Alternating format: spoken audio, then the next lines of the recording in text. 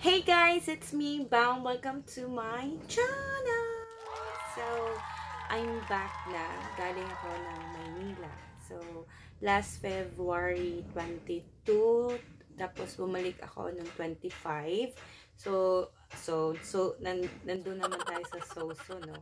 Bumalik ako ng 25, galing ng Manila. So, nagsubik kami ng mga pinsan ko. So, cousin bonding yung nangyari. Tapos, yung vlog ko ngayon is tungkol sa video haul, or ano ba yan? So, yung parang papakita ko lang sa inyo kung ano yung binibili ko every time nasa bakasyon ako. So, doon nyo malalaman kung talagang ma-shopping ba ako o ano ba, or etc.com. Pero actually hindi talaga, hindi ako ma-shopping na tao. Ayoko yung nag-shopping ako ng mga damit or anything basta nasa bakasyon. Yung mga importante lang talaga yung binibili ko. So, ito na, papakita ko sa inyo yung first parang unboxing na din to. Kasi before ako umalis ng Maynila, meron akong in-order sa Lazada kasi parang sure, at least sure lang ako na bibilhin ko talaga siya, or wala lang, parang sale lang kasi. So, since medyo makamura ako doon, so bumili na ako. So, ayun nga, bumili ako sa Lazada kasi meron sa L'Oreal na parang package, or kasi sa Valentine's, akala ko kasi na walang magre-regalo sa akin. Parang nag-self-pity ako na sana bibili na lang ako ng para sa akin kasi naman alam ko naman walang magbibigay. Pero yun nga, mali pala ako, meron pala. Yung first item na binili ko sa Lazada is yung galing sa L'Oreal. Lipstick siya. Yan! Taran! So, actually yung Valentine's, nila parang ka-package, yung tawag. So, ang laman nito is, tulaan niya. So, sorry guys, wala akong makeup, wala pa akong ligo. Ito, taran! So, yung meron siya sa loob, yung Toblerone. Of course, kasi Valentine's. Diba? Pero hindi ako ma-chocolate, minsan lang ako mahilig. Tapos, merong may tatlong shade ng bagong Infallible Pro Matte Lipstick nila. Itong tatlo. Yan. Tapos, tapos, meron siyang isang lipstick. So, pwede mo siya ipamigay kasi meron siyang card dito. Yan. So, since sa akin lang naman to, so, wag na. Diba, may, lang to, yung price nito is 1,500. Oo, kasama na yung Toblerone. So, yun. Maganda yung box niya. Super ganda talaga kung, ako okay lang sa akin, if ever kung meron mang magbigay, okay na sa akin yung mga makeup. Yung mga damit, or dyan, wag na. Okay lang sa akin yung makeup kasi nagagamit ko naman siya. So, ito yung box niya.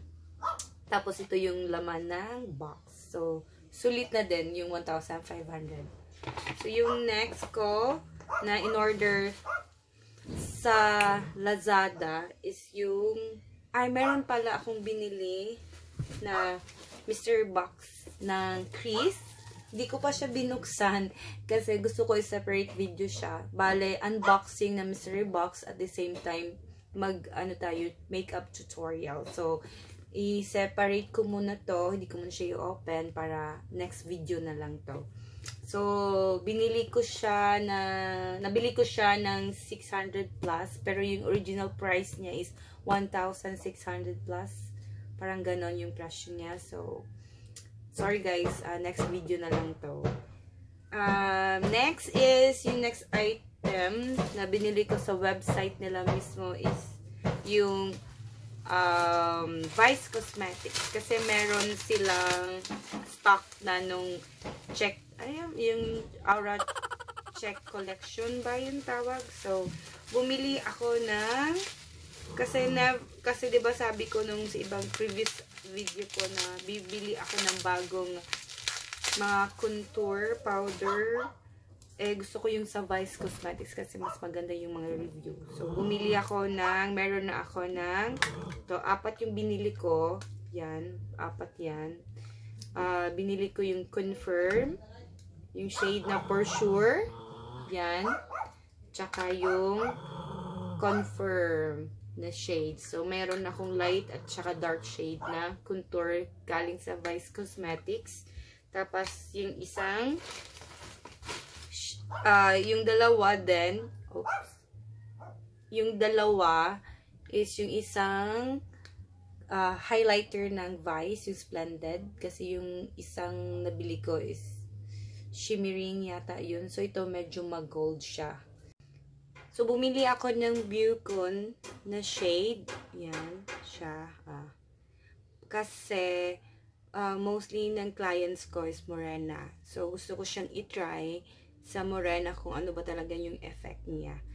So, yung total na binayaran ko sa Vice Cosmetics is 518 ba yun?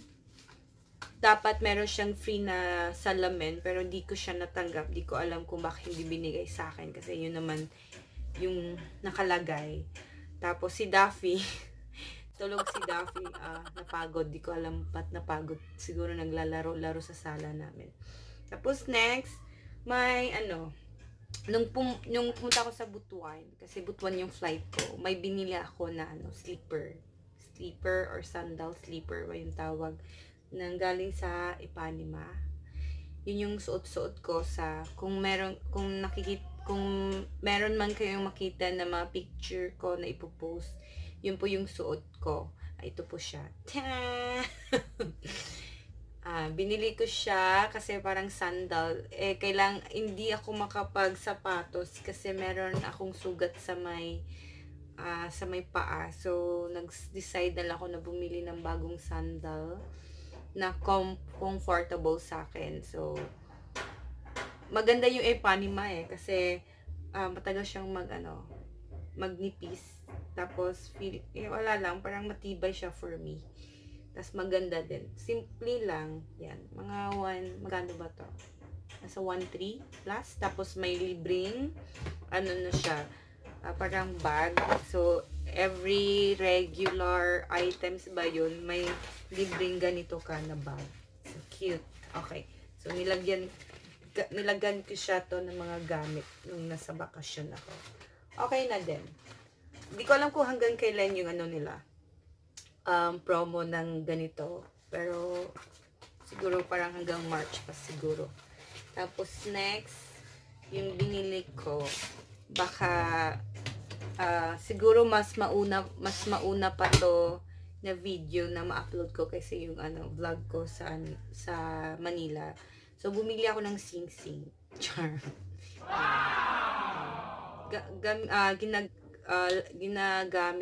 Gamit ko na siya. Wala lang, cute lang siya. Tingnan niya. Feeling engaged. Feeling na may asawa. Wala lang, feeler lang. Kaya binili ko tong sing-sing kasi ang cute niya. So, makikita nyo to sa vlog ko din. Sa Manila vlog. Tapos, next na binili ko, nung una muna natin yung sa Subic. Yung nabili ko lang talaga sa Subic is, ito lang may mga keychain ako binili, pero binigay ko na sa ate ko at saka pamangkin ko yung mga keychain na nakalagay Subic. Tapos ako kasi every travel ko, meron akong collection na magnetic. So, yun. Bumili ako ng ganito. Yan. Magnetic din siya.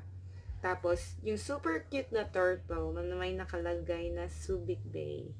Yan. Super iniingatan ko talaga siya na hindi siya masira kasi parang ang dali lang niya maputol if ever kung hindi ko talaga iningatan.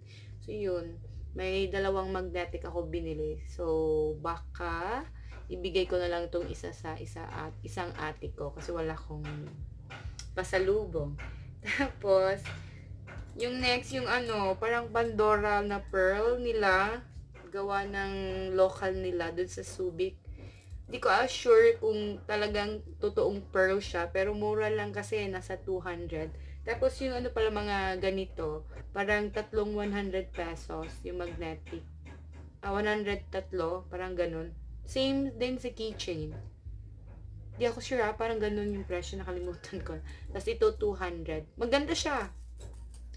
See, parang mamahalin lang. Hindi mo na mura lang siya.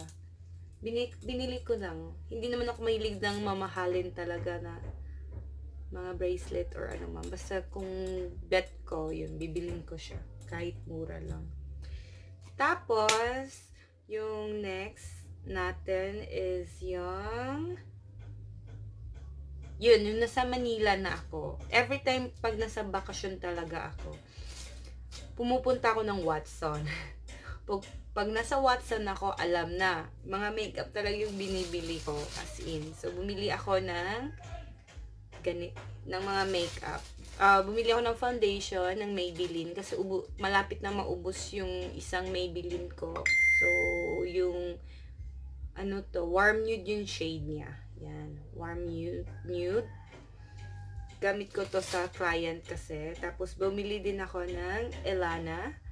Yung Elana ng setting spray. Super maganda to. Ito yung ginagamit ko. Talagang kumakapit talaga yung makeup ng pag naka-setting spray ka ng Elana. May sa online naman nabibili dito. Pero parang wala lang. Mas gusto ko siya personally na bilhin. Kasi meron naman dun sa MOA. SM MOA ko bumili nito dun sa Watson nila. Tapos, gusto ko din i-try yung bago ng L'Oreal.